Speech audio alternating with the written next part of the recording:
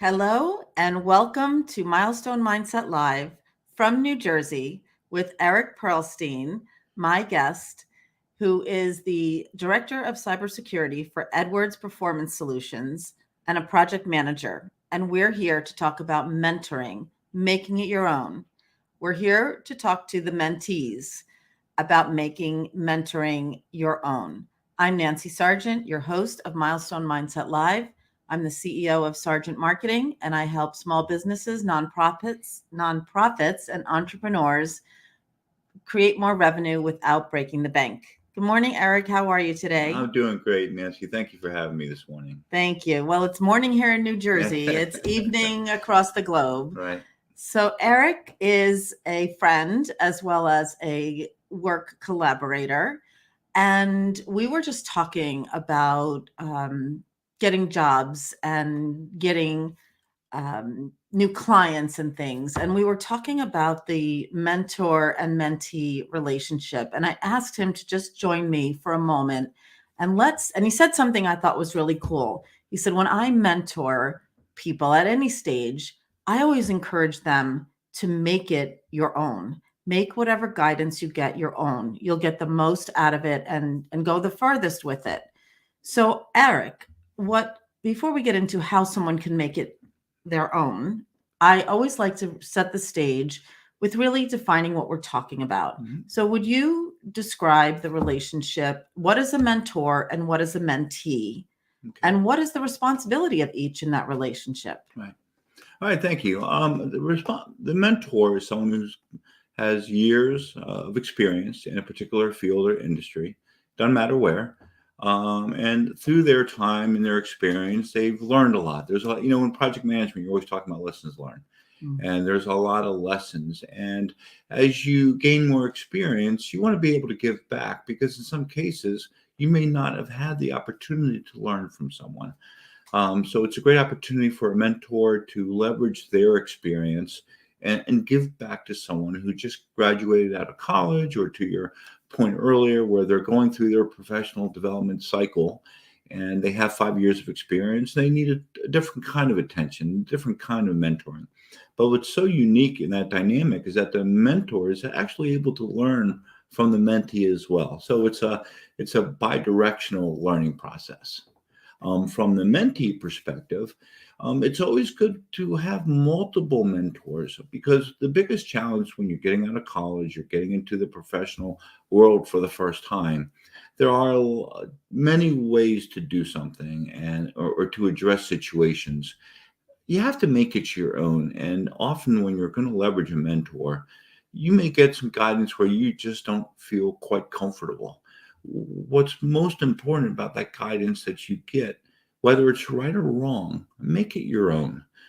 Because you might be put in a circumstance or a situation where I don't feel like speaking at that level or taking that approach. But if you hypothetically soften it, learn it, make it your own, it could be very, very beneficial to you. So that's kind of the difference between the two roles.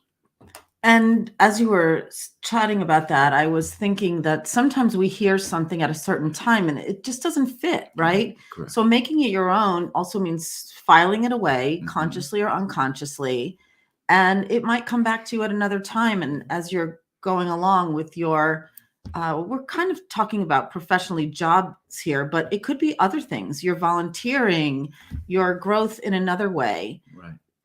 So I was also thinking about where mentors come from. I had a wonderful mentor my first year out of college in one of the leaders on the team that I worked for at Ogilvy and Mather Advertising. And she really took me under her wing and made sure I got the big picture as the youngest on the totem pole.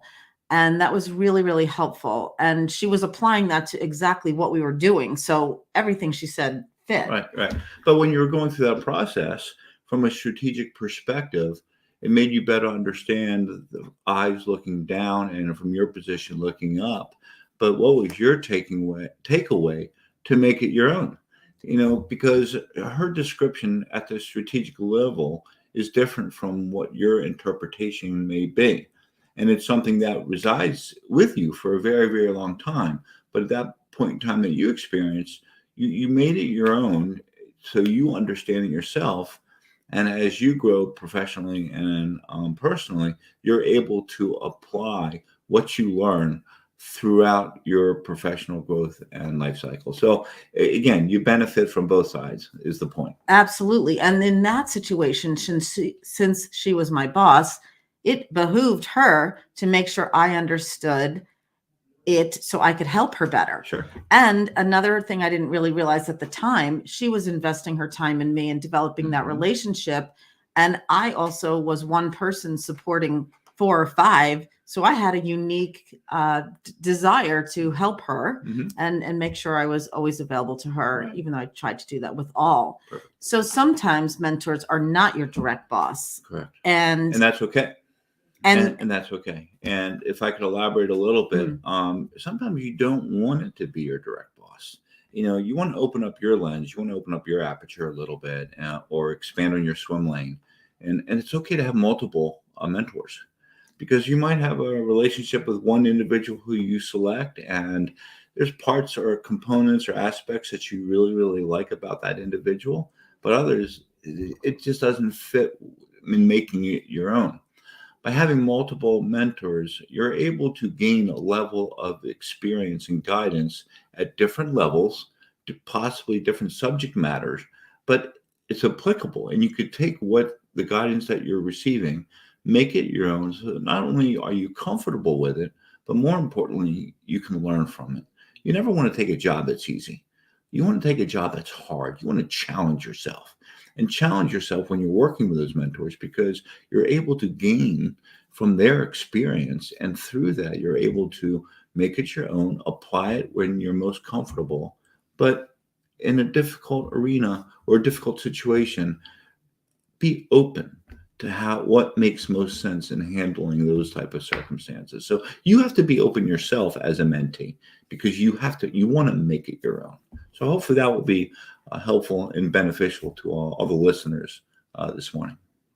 And ask questions. Yes. A mentor, officially or unofficially, I have a client who says everyone is our teacher and every experience is our teacher. We don't always realize it.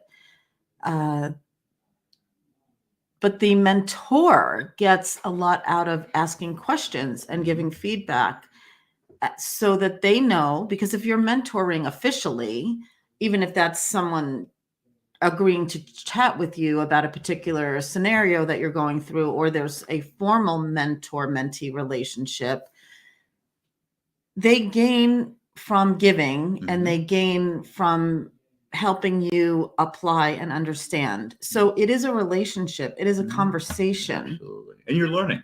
You're learning from the mentors, learning as well. Because it helps broaden their scope and how they're helping the young professionals get to that level. I kid with some of my staff, when are you going to want to sit in my chair? Let's help you, find a way to get you to sit in my chair in my office, so you can provide that same guidance to the new people that you hire and bring into the organization. So it's not a one and done. It's an ongoing process, and the learning evolves for both the mentor and the mentee. And as a mentor for myself, that's the greatest humbling experience, because you're learning as you're mentoring, and that's part of the giving back process as well. So it's very unique. Excuse me. It's very choking. I'm all choked up, Eric. I also want to say that it's not only someone that just comes out of trade school or college or training and is early in their career. Today, careers are made up of many changes within organizations, in different organizations. There really is a very rare long-term gig, let's say, with an employee-employer relationship. I mean, employers want people who have a connection to the brand and to the mission and the value, and longevity is good, but people make changes at different times in their life. Things happen in their personal life that create a need for change. And so mentoring and menteeing, where a mentor may be menteeing, if that's a word, someone at a different time, that mentor is the mentee. Mm-hmm. And what we learn from mentoring people that are not in the exact same situations that we are is different perspectives. Correct. Correct. So don't be afraid to ask for a mentor. Mm-hmm. We all can go to Dr. Google and to YouTube and learn whatever we want, but there is nothing like a relationship with a person that you can pick up the phone and ask a question of. Likewise, after you've been a mentee, be a mentor for someone. A person with a few years experience in a job has life experience already, and you can apply that to someone else. So the topic here today is mentoring, make it your own. And making it your own is your own way of doing that. And that's really, as you were saying, applying it through your own lens as well. And Eric was actually one of my first Milestone Mindset live guests a while back. This is a first of face to face, side by side here in the studio. And it's been great fun. Thank you so much. And we will be back again. So good luck to all in your careers, in your hobbies, in your avocations, and don't be afraid to ask for help.